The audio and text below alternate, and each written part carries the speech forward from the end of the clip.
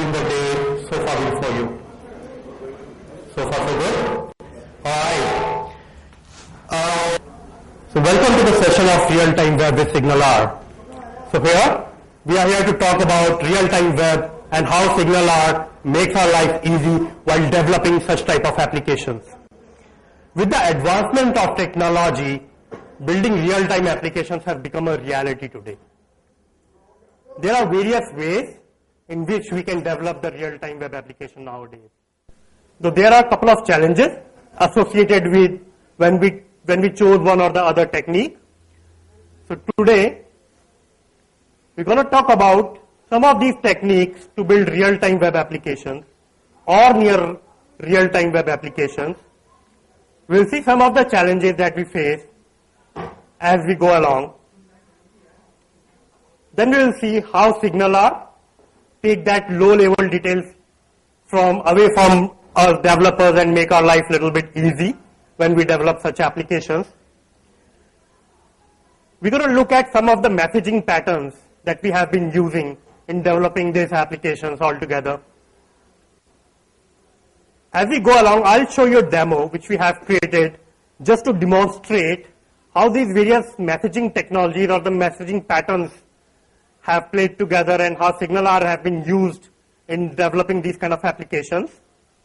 And in last, we'll talk about really the first question that everybody asks when they hear about SignalR, how about the scalability? What about the scalability features of SignalR? We're going to talk about that in last. And as we wrap up the session, we're going to speak about some of the challenges in using the SignalR as a library, which people have to think when they are doing the real-time development with SignalR library. So let's get started. Let's look at some of the techniques to build a real-time web application as of today. How many of you have been using some sort of polling techniques in your application? Pretty good. I need a quick clap next time when I ask a question because raising hands is very easy. I want you to be energized. So just give me a clap. How many of you have actually heard or used WebSockets or server center events in your application? Please clap. Okay, quite few. All right, but it's a good start. It gives a little bit of idea that people have been using long polling in general, and some sort of HTML5 techniques like server center events and WebSockets. So what actually is a periodic polling? The periodic polling is essentially a technique, or is it a way to make an XML HTTP request to the server and obviously continuously keep on asking server, hey, do you have the data? Hey, do you have the updated data? If the server has the updated data, it gives you that data. Otherwise, it's going to give you a blank response, and the client interprets that there is no data, and I just have to make another request after, let's say, 10 milliseconds or 50 milliseconds. There are two challenges. The way I see it, there are two challenges with this approach. One is obviously it's not a real time for that matter. It's a near real time because obviously there is some delay associated with the way you are configuring your periodic poll intervals. The second challenge or the second issue is that you are increasing a load on the server side. Think about a site that has 50,000 different clients or the browsers connected to it. So you're unnecessarily making that many number of calls and checking, do you have the data? Which may not be there, which may be there, right? The another type of polling that comes is long polling. So people must have used WS dual HTTP binding in their WCF projects. That's what the long polling is essentially. What it does, the client makes a request to a server holds to that request until unless the data is available to the server. As soon as the data is available to the server, the client gets the response and it processes the response. While before processing a response, the client makes another request to a server, and then the server holds to that request until unless the data is available. What it does, it reduces the latency. So the issue with the latency that we have in periodic polling will get reduced because obviously you will get the data as soon as you have the data. But think about a scenario, if the server has responded to a data and there is a time lag in between the client has made another request. So the latency is still not 100% guaranteed. It is reduced a bit, but it is still there. The second challenge still remains the same, that you have to have that many number of connections. You have to make a connection. You have to, and the another challenge is, how do you make such long-lived connections? In HTTP world, to make the long-lived connection, you have to give the keep alive bit and to do a ping pong between your client and server so the connection remains alive. Yeah?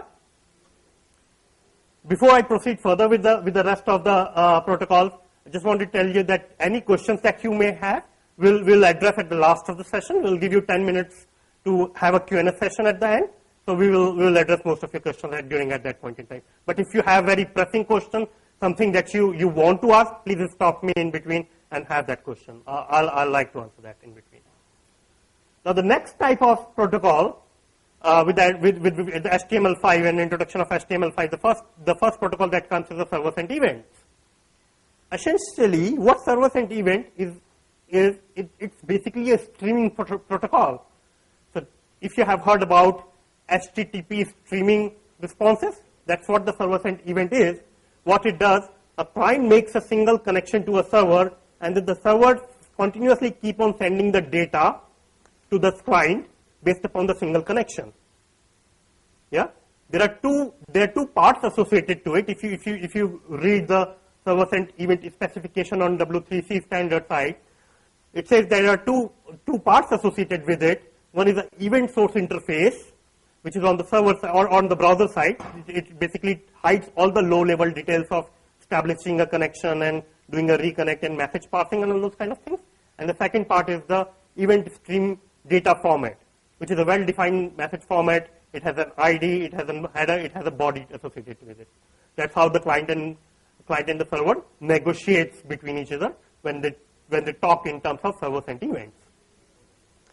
Now, the challenge with the server-sent events is it's not been supported by all the browsers. It's been supported by Chrome, Firefox, Mozilla, but as IE goes always in its own way, so yeah, IE does not support server-sent events. IE has something similar called forever frames. Forever frames in IE, something similar to server-sent event. It's again is a streaming protocol where you have an iframe embedded inside your document. You're making a request to a server holds that single connection, and instead of completing that request, server keep on sending script tags to the client. And the browser very well knows how to interpret those script tags. That's what the forever frames are. And the last protocol, which nowadays become a de facto almost, is the WebSockets. Well, not all the browsers or all the devices support WebSocket as of now, but that's where the world is going to be. What WebSocket does essentially is the initial handshake between the client and server happens over HTTP. And once client and server agrees upon using WebSockets, then the connection, the actual physical connection, gets promoted to something called raw sockets, which is essentially a TCP/IP socket between the client and server. Now we have seen these techniques and some of the challenges with these techniques. Now think about a developer, a poor developer I must say, who has to write a logic to develop his real-time web application. What he has to do? He has to first think, oh my God, first I have to use WebSocket, I have to see whether so many devices there in the world, so many routers, hubs, does everybody support the WebSocket? No. I have to try for the best case WebSocket. But if it's not there, then I have to do some fallback mechanism. Okay, that fallback mechanism could be server-sent events. Oh my God, I does not support server-sent events. Okay, I'll go to forever frames. But there will be a challenge. Probably, whenever we talk about any streaming protocol, there is obviously a buffering associated with these protocols. So you have a challenge of buffering the responses. Probably the devices in between the client and server does not understand that SSE protocol at all. They may terminate that connection. So you have to be ready as another fallback option, which is, in our case, is a long polling. So developer has to take care of coding of these different techniques. And then there is an associated challenge of content negotiation, connection management, various type of client management, right? See the challenges the developer has to face. So then here comes a library, which is like SignalR type of library. It's new in ASP.NET stack. It takes away all that low-level details from us and gives us an abstraction to write the business logic. So we no longer have to care about which protocol to choose. SignalR does that automatically. SignalR first tries to connect between the client and server using WebSockets. Then it tries server-sent event. Then it tries forever frames. And if nothing works, then it fallbacks to long pooling. It takes care of content negotiations between client and server. So your client and server understand JSON as a payload or XML as a payload. That SignalR takes care of. It takes care of the connection management. Like you made a physical connection to a server. What if it drops in between for 2 seconds? You have to reconnect again, right? And you have to get the data back. That kind of connection management has been managed by SignalR. Another thing, think about multiple devices. Think about browsers, Windows apps, think about Android apps, and all those kind of things, right? And these devices are growing day by day. So you really cannot have a logic based upon if-else statement, branching, looping, and take care of these low-level details. So SignalR provides the abstraction at that level as well. So what essentially is SignalR, right? SignalR, in a nutshell, has two components associated with it. One is the server-side component, which consists of basically two major things. One is this persistent connection API, and the other one is the hub API. So the way to look at it is server-side component sits on top of protocol. It provides an abstraction to these protocols, which is like WebSocket, server-sent event, forever frames, and Ajax long polling. It does it through an API called persistent connection, and then it gives a high-level API for the developer to code against, which is like hubs. Then it has several client-side libraries, like one for web browsers, one for .NET client applications, and one for Windows Phone application. And there are native application support for native applications such as C++ library or Xamarin library as well, I guess. You can utilize these libraries to connect to your server-side library on the server side and avail that feature, right? Again, on the client side, it has transport, which comes first, then it's a persistent connection and a hub layer, which sits on the top of it. Now, with the introduction of SignalR, before we jump to the demo part of it, let's look at some of the messaging pattern that we have been using till now in the web world for the push-based world. The first technique is, or the first messaging pattern is basically, everybody knows, pub/sub model. Think about it as a custom stock ticker type of application, where a person has subscribed for a particular symbol, and the service or a real-time market service only going to give feeds or stock prices for the subscribed symbols only. Very, very basic pub/sub model, right? The another one is a broadcast. Think of broadcast as something like if there are 20 traders working in a firm, they are interested in the state of a trade. So if a trade is new, or if the trade changes its state from new to submit or to executed, the state change of a trade will be notified to all the traders. That's a general broadcast. There are various varieties of broadcast though that comes into play, such as it's called fixed rate one message or unique message broadcast, where you have like the server pumping the message at every 10 seconds and the same payload is get distributed to all the clients, which is a fan-out effect essentially. You could have another flavor of broadcast, which is essentially a fixed rate unique payload, which is you have like in pub/sub. Essentially what it is, you have a fixed rate of broadcast. The server is sending the stock ticker prices every 10 seconds or so, but everybody on the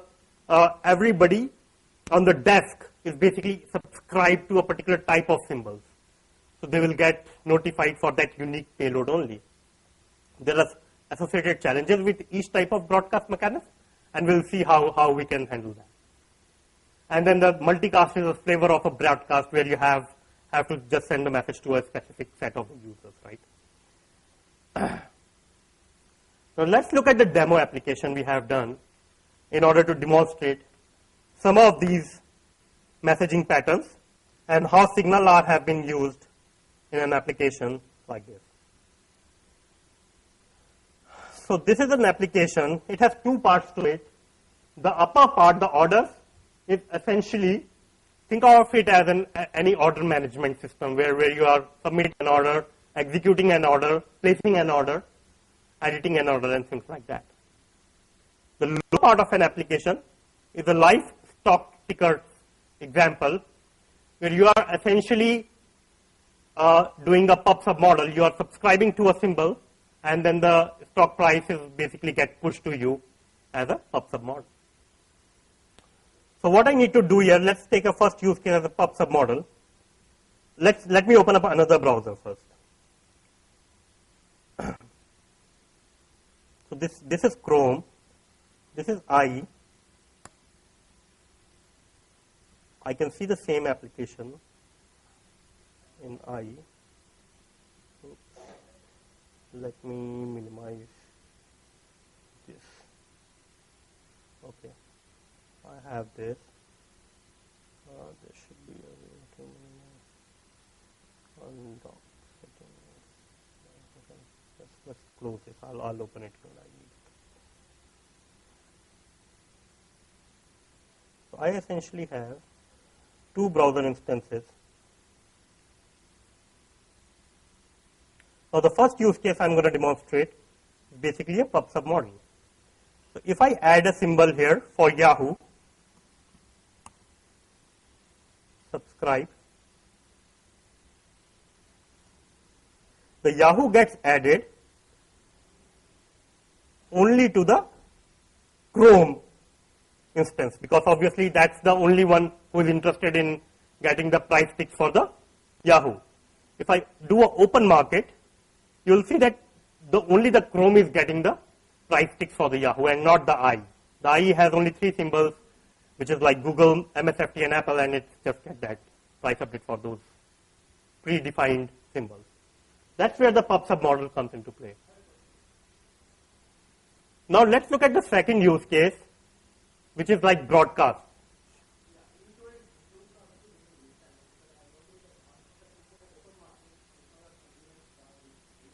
Exactly, that's where the magic of SignalR is. Because essentially what you need a, so think about it as two different instances, as two different traders. They are interested in getting the price ticks for the subscribe symbols, right?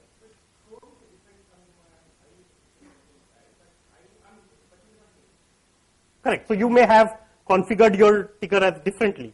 Here I have taken a base set as common, 3 base set as common, and then I can add. So I could have add here in I for that matter, let's say, I could have added another symbol which is like ABC or whatever it is for that matter. Yeah. So I has ABC, but Chrome does not have ABC. So if I do an open market, now I's list is entirely different from the Chrome's list, but from the server side perspective, the server maintains these two as two different connections and sends the price address to these two different connections, which is essentially a pub sub model. Correct? And look at this another one. So if I do a close market in one of the instances, the another instance also gets turned off, which is essentially a way to demonstrate how SignalR does the broadcast. So it's not the relevant use case in this case, because you may have your own close market, somebody has their own way of doing the close market, but essentially the way to showcase the broadcast. If one client says close market, that event will get propagated to all the connected clients. Do you see? Now another way to show that broadcast use case is this. So you have a couple of orders like MSFT quantity 1000 buy. I want to place this order. Now, all that, if you are aware of this, how the trader works, so there are a bunch of traders who are basically working on the same type of stocks, right? So if a state changes of one of the trade, everybody should get notified because another trader will not obviously want to act upon that, right? So if I place this trade, see that both the instances are getting changed. It's like 250, 333, and all at the end everybody get a notification that this trade is placed. So this is a typical case of a broadcast. Let's look at now what goes under the hood. As a developer, we need to understand how SignalR is making this work, right? And if there is problem, how to look at and where to look at. Let's see. So first we will look at the protocol negotiation, how SignalR is using protocol negotiations and various type of clients using different type of protocols to talk to server. Then we will look at, I'll show later on that how does this all work from a server to client side perspective, right? So I'll do, I'm sure people knows about the debugging tools in the browsers. So I did F12, that brings up the developer tool in IE or in Chrome. I did F5. So with F5, it basically does connect it to it basically goes to the server, download a couple of JavaScripts and client CSS files like Bootstrap and all those kind of things which I use, jQuery and all. From a client side perspective, the first thing what it does, this negotiate request. The first client side request to a server is this particular client. And there are a couple of other things, keep alive, timeout and all those kind of things. And the important piece to note is try WebSockets. This is false. So the response that is coming from server is, no, I am not ready for WebSockets because I am running this on my IE Express and on Win 7. If I would have been running this on Windows 8, then IE Express on Windows 8 supports WebSockets. With IE10, then I should have got the WebSocket connection. But in this case, since I am using Win 7, there is no WebSockets on the IE Express side. So it's giving me try WebSocket as a false. So what is the next protocol? The next protocol or the fallback mechanism is server sent events. So if you look at the second request or second connection or the second request is connect. Once we agreed upon, once I tell you negotiate, you give me a connection token and say, you can't do the to the WebSockets, then let's try the server sent events. I connect you using a server sent event and passing in the same connection token. So the transport here is server sent event. The connection token is the same connection token, and there is some connection data, which is like, in our case, we have defined two hubs, which is order hub and ticker hub. So that connection taken because I want to connect to those hubs in this request. Now let's look at what happens in IE. How does this change in IE? So in IE, I do F12. Oops. F12. I go to network. I do start capturing. I do F5. Okay. So the negotiate, obviously, if I double click on this, I got the request response body. I get the same type of stuff. The connection token, connection ID, same type of parameter, and here also the try WebSocket is equal to false. So that's the magic of SignalR. That's what the SignalR does for us. Now, as a developer, I have not written anywhere in my code to do this kind of protocol negotiation. It's all the SignalR library that does take care of that. Right. Now, we have looked at the demo piece of it. Let's look at how we have implemented it. How does SignalR take care of all that pain from us and how we have done it, right? Let's go switch back. So from a SignalR server-side perspective, the important concept to remember are the hubs. Hub is nothing, but think of it as the controllers in MVC. or as a web service call, basically. What you are doing in hubs is essentially you're writing some server-side logic, and the client will be able to call that logic, right? So in case of a stock ticker example, we have a hub. We have a hub by the name of ticker. It's basically a class stock ticker hub that we had from a hub. And then there are obviously two methods in that hub class. Obviously, from a stock ticker example, it's a pub submodel. It's obviously somebody has to subscribe. Somebody has to subscribe by passing the connection ID and the symbol. Symbol in this case is your broadcast signal name. So if there are 5 clients connected to Yahoo, the symbol is Yahoo, or the subscriber signal name is Yahoo, and there are 5 distinct connection IDs. So when there is a price change for a Yahoo, all the SignalR server-side library is going to do is to push the data or publish the data to that 5 connection IDs. The next method you have to write on the server side is publish stock prices, which basically publishes the updated stock price method on the symbol. Where is this method updated stock price? No. This method is there in your client-side library. But you're writing this logic on the server side. This method relies on the client side. So the first thing comes, how come then this is compiling even? If this method does not exist on the server side, how does this compile? So anything that has client.groups or anything that has, in this case, obviously client.groups, basically will return you a dynamic object. And when we use dynamic object, we tell the compiler not to do the type safety for us. There is a magic goes behind the scene which generates a dynamic proxy on the server side, and that generates all these kind of plumbing logic between the client and server. We'll take a look at that. Now, in the second example of the broadcast, we have implemented, just to show the concept, using MVC controllers. So like in MVC, we have an API controller. So here also, it's a 4-step process. The first you have to define, obviously, your hub class, which is an order hub, inheriting from a hub. You generally create a single generic API controller with hub that takes a T hub as an argument, and that inherits from an API controller. Basically, it's just a class that hooks up in your MVC pipeline, and you have to create a concrete controller as a third step. You pass the order hub. So basically, essentially, what it gives you. So the base class has a method or a property called hub, which returns an instance of type iHub context. In this case, it's an iHub context for the order hub. And you basically communicate anything which is related to the order hub. Yeah? Then you broadcast that update to all the users.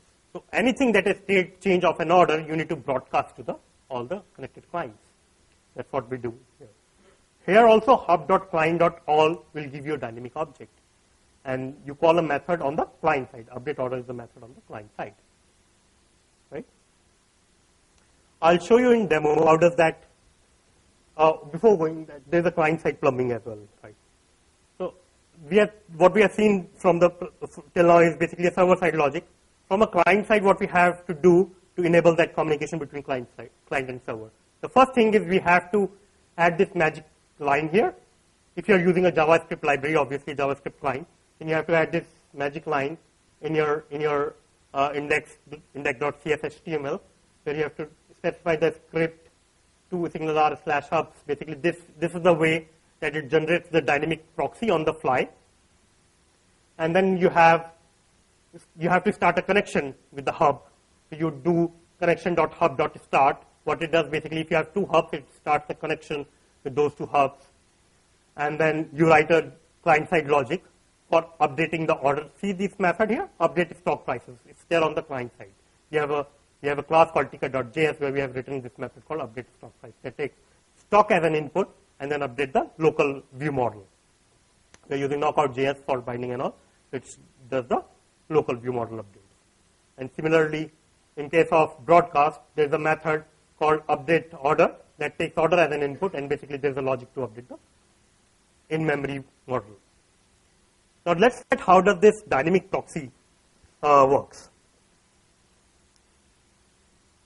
If you look at an IE here, we scroll a little bit up, See this /SignalR/hubs? Double click on this, the response body. See, hub proxy, you will pass a string to your hub, and then like in WCF, we generate the proxies on the runtime. The same way, the client-side library for .NET exposes those APIs, and you can generate the proxies at the runtime, at the compile time, sorry. That's from the proxy standpoint. Let's go back to the presentation. All right, so what we have covered till now is basically various type of communication patterns, various type of methodologies to develop this real-time web app, and introduction to SignalR and a demo application, where we've shown these techniques to have various type of messaging protocols and pros and cons of each of these messaging patterns. Right? Now let's talk about the scalability. So to talk, sure. Proxy is one time. It's one time.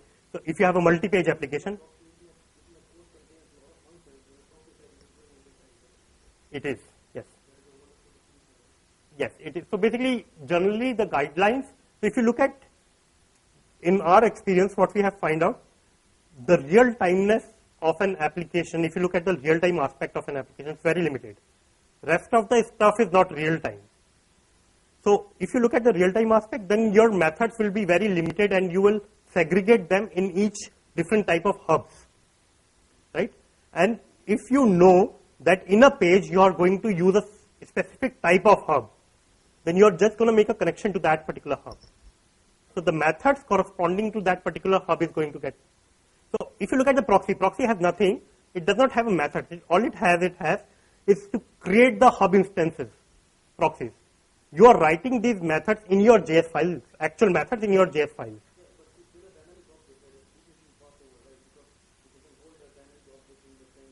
Right. There are ways. So there is a utility that comes along with SignalR, SignalR.exe, and you can use that exe to point to your endpoint and generate the proxy at the compile time itself even. And in SignalR 2.0, 2.2 onward, what Microsoft is trying to do is to generate a contract which you can basically use on the client side and does the compile time stuff as well. So yeah, you're right. I mean, that overhead is probably going to get reduced. All right, so I'd like to call upon Shivam at this point in time to take forward for the scaling aspect of SignalR. Over to Shivam. Mic check. Am I audible to everyone? Okay, cool. So we have got 4.5 hours to talk about scalability. Look at the watch, it's 7 o'clock.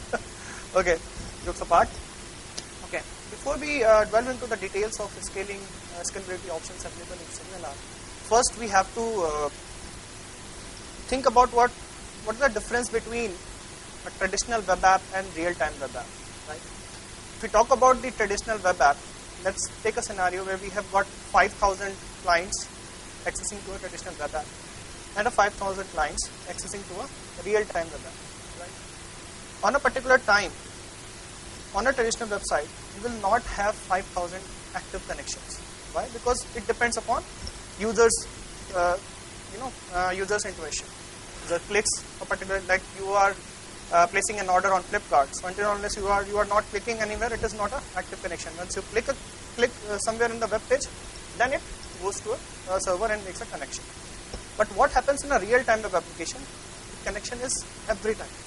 If you have a 5,000 clients, that means you have a 5,000 active connections, right? So this is the basic big difference between a real-time web app and a traditional web app. Okay, so far for the differences. And if we talk about the scaling, so there are things which are common in traditional web app and real-time web app, like memory, CPU. So you have to take care of the memories and CPU bars in both type of applications, right? So when we talk about the concurrency stuff, like connections and all, so how does SignalR take care of this? So let's see. It solved this problem using backplane. Now what is backplane? Right? Have you Have anyone heard of this backplane first? Anyone? No? Okay. Let's see.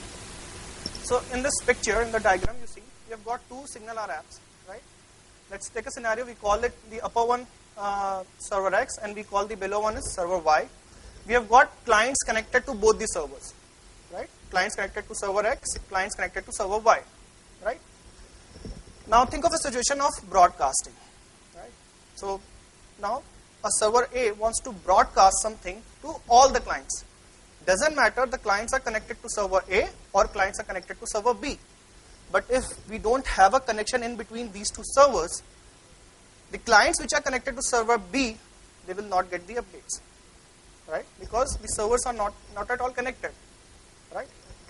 To connect those servers, we use a thing which is called backplane, right? If you see the picture here, this is a backplane, right?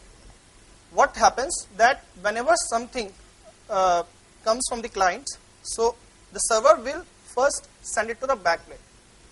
Even though the clients are connected to this server, it will not send the updates to all the clients. It will only send to the backplane. And then from backplane, it will again be thrown to all the servers, right? So this is how we solve the concurrency problem in real-time web application using SignalR. Now, SignalR provides 3 implementations out of the box. You can use any one of these. You can use Windows Azure Service Bus, you can use Redis, and you can also use SQL Server. Right? Today, we'll see that how we can achieve this scale out options using Redis, which is a new in-memory database kind of thing. Now, let's see the demo, how we can achieve the scalability using Redis. I'll switch back to the code. Let's first close out all the instances.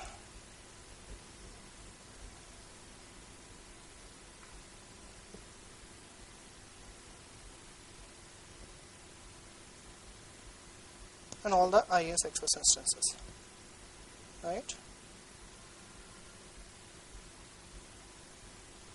Okay. To illustrate this example, I would be using IIS Express.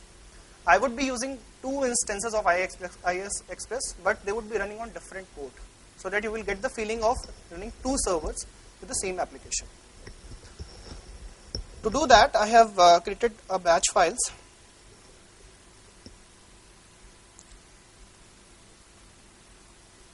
One is start IIS Express on port 9090 and 9091. If I click on it, so this is on 9090 and this is on 9191. So far so good? Okay. Now let's try to use those ports. So we have got 9090 and I will open another instance of Chrome with 9091. So far with me? So we have got 2 separate servers running the application. Now as Manoj said earlier, so this upper part of order management is using broadcast. So if I place this order here, I should get the update on the another server also. I send place, it is placing, and it is placed. But on this server, that what is going in behind. So here, so very important thing, right? First, authentication. It is asking for the password. So we have supplied the password. Again, the first thing and the second thing is subscribe. Subscribe means obviously it is working on the pub/sub model. So Redis server has to get the information of whose are the clients which are subscribed to me, right? With the subscription, we have to supply a event key, general key thing. You subscribe to a key and then you publish the messages to that key. And we can use the subscribe, then it's subscribed with this key, and then it is a script load. So all these details here, these are the basically commands which are getting published to all the clients. You see all the details here, event load, publish. Now, order management and the message. Right? So this message is basically the messages which are getting published to all the clients, but the command which comes into play with the Redis is publish key and the message. Right? So this is how this plumbing with Redis is going on. Now let's come back to demo part. Okay, so we have seen the demo. Let me talk a little more about what goes in behind in the implementation. As I told you, there is a Redis client which we are using for Redis server and all. But there is also a Redis client library called Booksleeve, which is developed by one of the developer of a Stack Exchange. It is provided so that you can use Redis server out of the box with your Windows applications. We are using Booksleeve, and here we have provided our own implementation of Redis to be used with SignalR using Booksleeve. Okay, how did we achieve this all thing? 3 steps.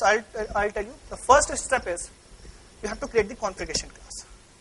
As Manoj told you in the very early statement, that Redis abstract out all the details of various techniques, various message patterns and other things, so that developers don't need to take care of all those things. You can see the abstraction here. This is scale out configuration. So it provides the scale out configuration abstract class so that you can use your own implementation and provide your own usage of scale out. What this scale out configuration class does, it basically there to provide the connection. What type of connection you want to use? You want to use Redis connection, you want to use SQL Server connection, you want to use Windows Azure or something else.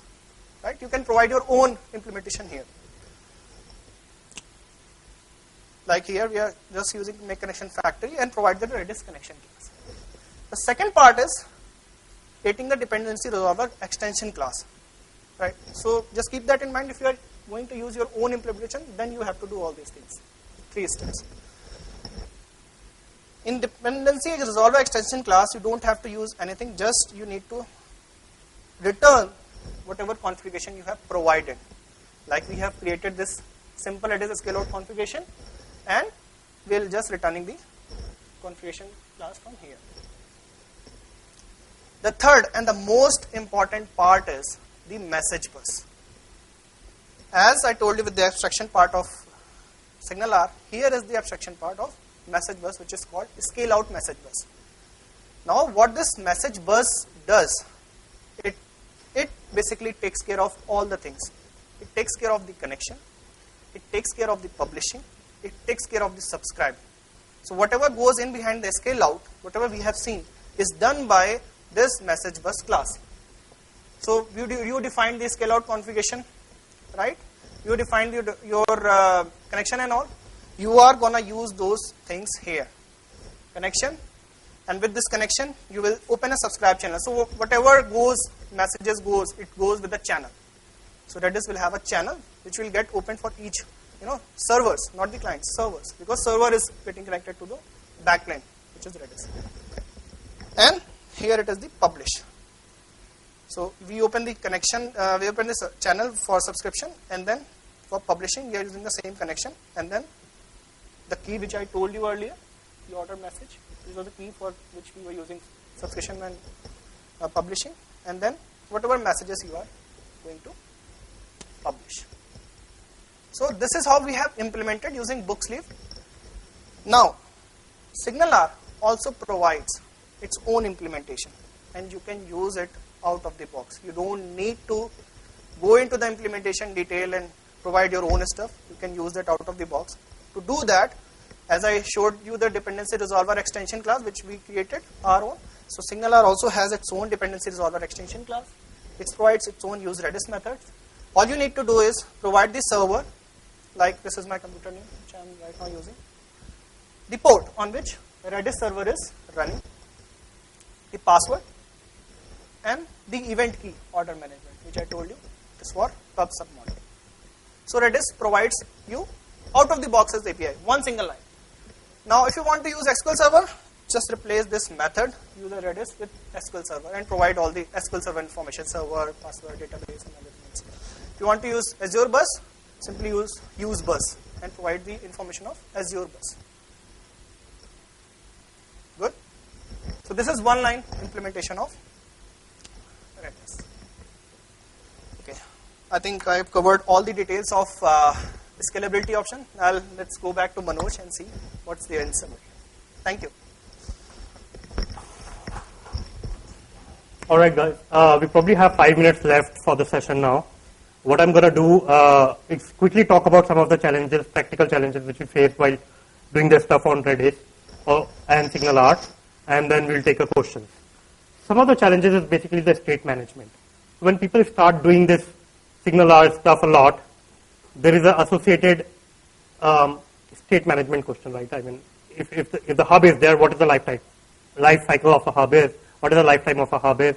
What kind of state do we manage between the connections, right? So hubs are transient in nature. They are per call instantiated, so do not create heavy objects in your hub instances. That's one. Do not hook up to any of the events that are going to live longer than per call. So that causes a memory leak issues in server. The other point or the challenge is the scalability. Shivam already covered a lot about it. You have to really think about how do you scale with the long list connections. There are multiple ways. Microsoft is coming up with the guidance around various type of patterns. There are going to be 5 different type of patterns which you can configure your servers to achieve the scalability aspect of SignalR. Do not put blocking calls in your hubs. So if you're making a database connection or some file I/O, just try not to make blocking calls because it will basically block the entire pipeline. You probably want to use something called async await in 4.5. JavaScript camel casing. While doing this demo, I was not aware about this, that if you write a init cap logic on the server side, then the JavaScript translation to that automatically comes to the camel casing, something that you probably need to be aware of, otherwise your client-side plumbing wouldn't work.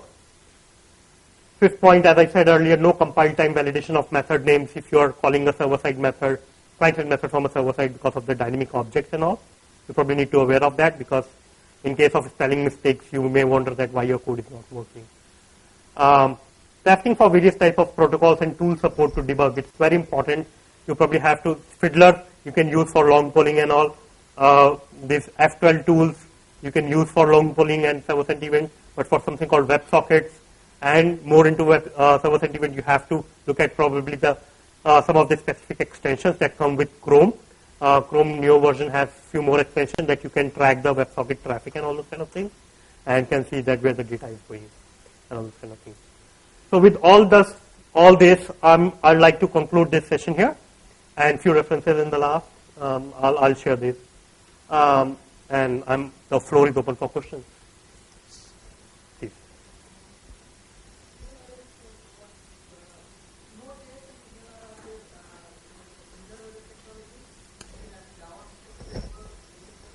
Very good question. Very good question indeed, because many people have this confusion, where does Node.js and SignalR fit together? Node.js is a server-side technology. It's a web server framework essentially. It's a framework where you can basically configure a web server, and the SignalR counterpart on the Java side is Socket.io. If you embed a Socket.io in Node.js, then you can achieve the same functionality as the SignalR does. But SignalR is purely Microsoft stuff. It has a server and client-side component. That's what it is.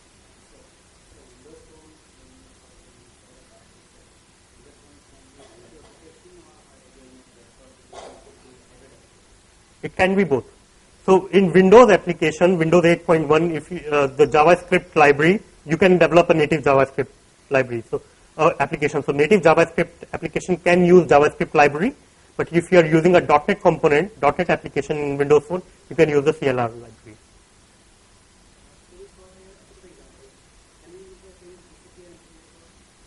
So most of this is, so think about it.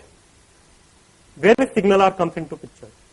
SignalR is coming into picture if you have a web need. If you are developing a Windows application primarily in your premise, like I do most of the trading applications. So most of the trading applications have message queue infrastructure built in. So you have message queue supports. You publish something, the things get updated on a queue, you have a subscriber to a queue and you get an update. Why do you need something called SignalR there? In a web-based infrastructure, there is no addressable resources on both ends. You have an addressable server, but you don't have addressable client. You need a persistent connection layer in between for server to talk to the client. That's where the SignalR is useful.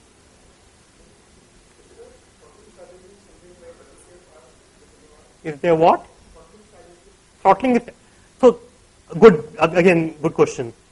So SignalR does not provide any out-of-the-box throttling or anything that is your application logic should take care of. It's just a way to communicate to the client. If anything that is, you need to control the message rates, you need to control the threads, how many threads or synchronization between your objects, you have to develop as a logic of your application. Yeah, pretty much. Okay.